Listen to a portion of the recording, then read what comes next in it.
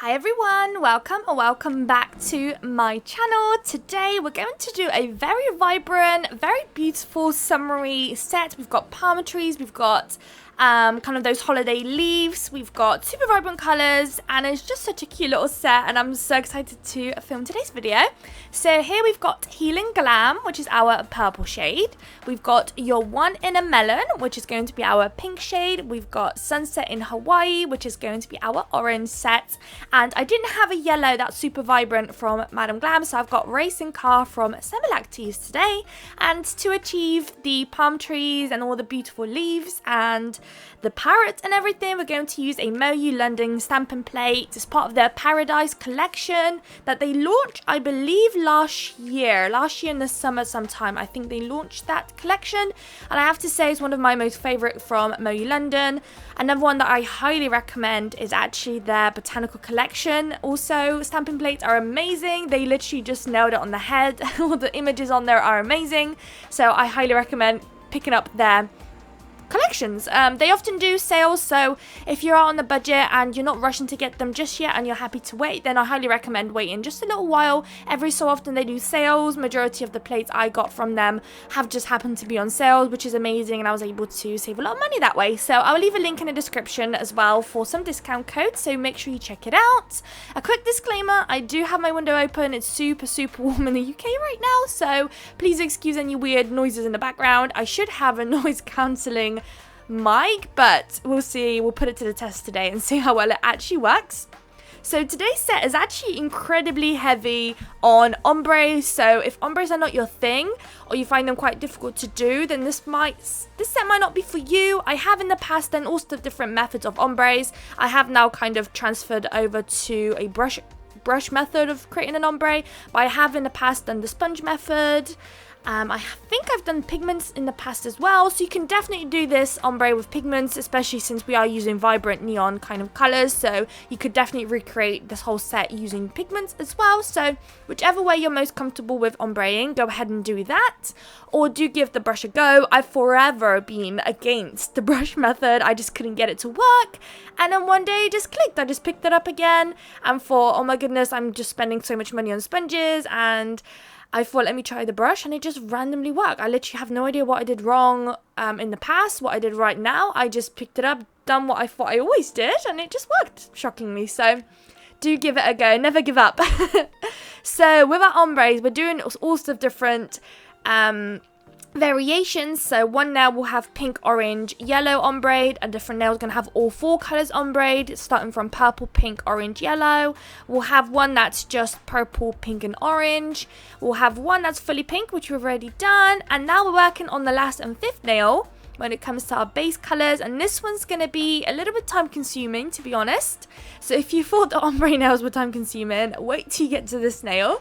This one is going to be stripes of all of those colors. So we're starting off with the purple, we're then going in with the pink, orange, and then the yellow, and then you want to repeat that that method of colors, that sequence of colors, and just repeat it until you cover the full nails. Of course, depending how long your nail will be, it will depend how many lines you gotta do. So as you can see, I am not curing in between each layer, and that way I was just trying to save time. If you're a little bit clumsy like me, or you just don't trust yourself, I would usually cure in between, but I tried to leave a nice little gap in between the two colors. As you can see, there's a little gap, and I'm just trying to do that to make sure that they don't bleed into one another, because if you end up touching two uncured gels, they end up bleeding and it might not be as crisp as you want it. We are later on going to do an outline with some white from Glitter Bells, so it's not very too important to get the lines too straight. We will cover them up anyway, so don't worry at all. I think in a moment you will see actually two colours bleed, so I do end up just cutting it, popping it into lamp quickly before it bleeds too far into one another, and then I do end up just finishing this one off camera. It's just very repetitive, and yeah, I just want to bore you guys, you know. Let's just get right into nail art, which I love the most. So there we go. I even showed you guys there where it bled. So here we are, we've got two layers applied. They look so amazing, literally beautiful colors. If I had to do a video about my most picked colors for the summer, literally all of those will be in my top. So if you want actually a video on like my top picks for summer nail art, whether it's stamping, glitter, stickers, gel polishes, then let me know. I could do a video of kind of my go-to and maybe spark some ideas for you guys and get you inspired with colours, or even just give you some hints and tricks of what you can pick up for the summer to get you guys started. But now that we've got everything cured, we've got 2 layers, of course, time for the stamping. And the stamping is always something that just brings the whole thing together. Stamping, I've literally grown to love stamping so much. You'll probably know. I do sometimes get comments asking to not do as much stamping as I do. And I'm so sorry. I've just fallen in love so much with it. I think it's just such an amazing technique, especially for the girlies out there who are not always very good with nail art, doing fine lines or anything like that, which is definitely me. I feel like over the years I have grown better, but I'm still nowhere near as good as others out there, and stamping really just not only saves you time, but you're just able to do such beautiful designs without any stress of getting the lines perfect. There would be just no way I could do these little leaves right now by hand. So, as you saw, I've got this gorgeous silvery stamping polish. And what I decided to do actually is to create almost like a shadow effect. So the silver is going to be my shadow. And now I'm going to repeat the same images with the black, but I'm going to stamp it right next to the image that I stamped originally, if that makes sense. So you see me now picking up the black. And I'm going to isolate, get rid of any excess that I don't want. And the trick is to not stamp it exactly over it, but just slightly either to the left or the right, whichever way you want to do it.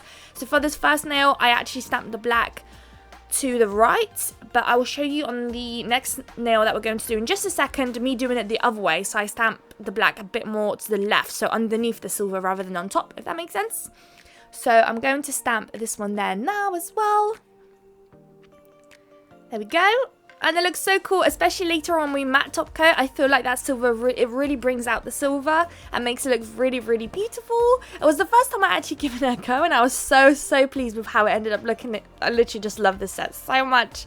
I'm such a massive lover for neon bright colours. I could rock them all year round if I could. Well, I can. If I had the time to do my nails at the time, I probably would, for sure. So it's definitely my prime time right now to whip out all the bright colours. I definitely struggle in the wintry time to do darker shade nail designs, like darker, cool toned nail designs. So I am definitely in my happy place right now.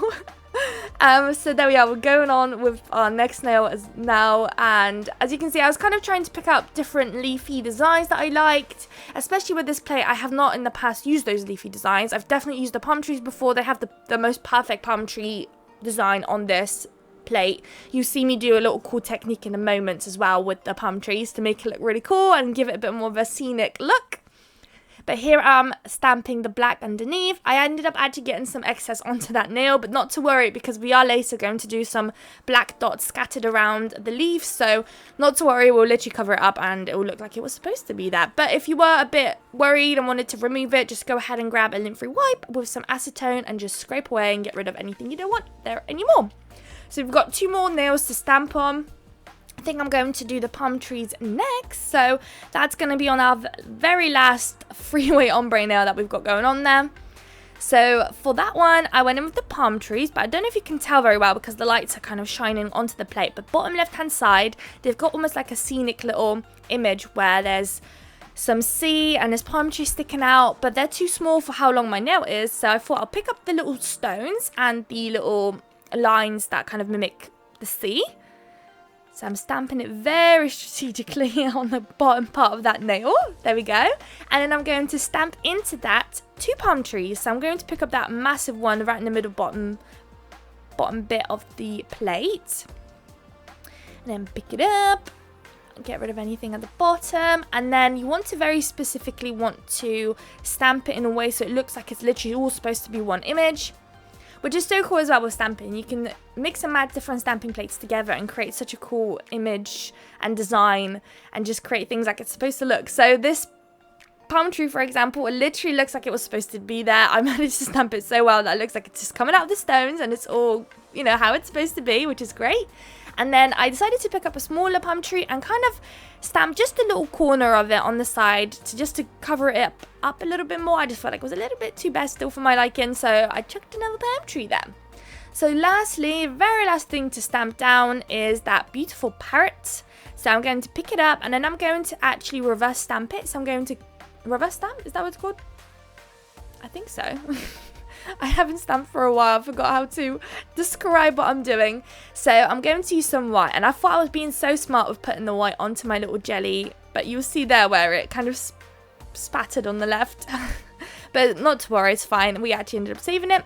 But what I'm going to do is just dip into that white and just colour in the parrot. And it will just give it some extra little colour to it. Otherwise, if you were to stamp it, you could see the different colours in the background. And I kind of wanted it to stand out and be a little bit separated from the background colours. So we're just colouring it in. I have also placed way too much white stamping polish onto my scraper. That was a bit of a waste. Not my scraper, my jelly stamper. But never mind. I just thought being so smart, I wouldn't have to like dip into like a little plate on the side. It'll be all in focus and everything. And yeah, I need to work on that bit. So now that that's done, I'm going to use a lint wipe to get rid of that little white bit. And then I do leave it for just a little minute to kind of dry out. Here I was trying to show you guys what it looks like on the other side, but I can never get my camera to focus very well into that jelly to show you guys what it looks like. But you'll see in just a second. So just let it cool for just a couple of seconds. Wait, you can basically see when it's dry. You can see it kind of not being as shiny anymore. Almost jelly-like looking. There we go, we stamped it down. That's all good to go. And then here I decided to use the same stamping polish, the black one, to do the dots. You don't have to. You can definitely do it with gel polish or nail art gels or whatever it is you got on you. But I didn't have that at hand and I thought we can just do it with the stamping polish. It's just quicker and easier for me right now and I won't have to cure it in between and everything. So I am literally just scattering dots anywhere and everywhere. Of course, not too much to not make it too crowded. Although I do think maybe I put too many. Who knows? But I probably should be known as someone who just overdoes nail art. So nothing new from me there. So I am doing a couple of threes and then just random ones here and there. Sometimes I do two next to each other. Just whatever. Here they are. Look at those colours, guys. I am obsessed. They're the most beautiful colours ever. They work so well together. They're all just kind of so vibrant and pretty. And I just love them so much. So I'm going in with a matte top coat in there. You want to kind of be careful and not be too harsh with your brush. I like to glide my matte top coat on top of any especially black stamping polish because it does seem to smudge. But whenever I just kind of glide it and I try to use as less strokes as possible so I just don't smudge the stamping and it works. So that's great. Alternatively, I know that some people use a top like a glossy top coat and then matte top coat if you wanted to. I just kind of feel like it's a waste of product, so I tried my best not to smudge it where possible. Of course, these are just stiletto nails. Nobody's wearing them, but if I was doing it for a client, who knows, maybe I would have went in with a top coat just in case, a glossy one. Okay, so we ended up actually skipping it and I was just showing you guys the crystal nail. And then I'm here quickly going to show you the line work with the white nail art gel from Glitter Bells.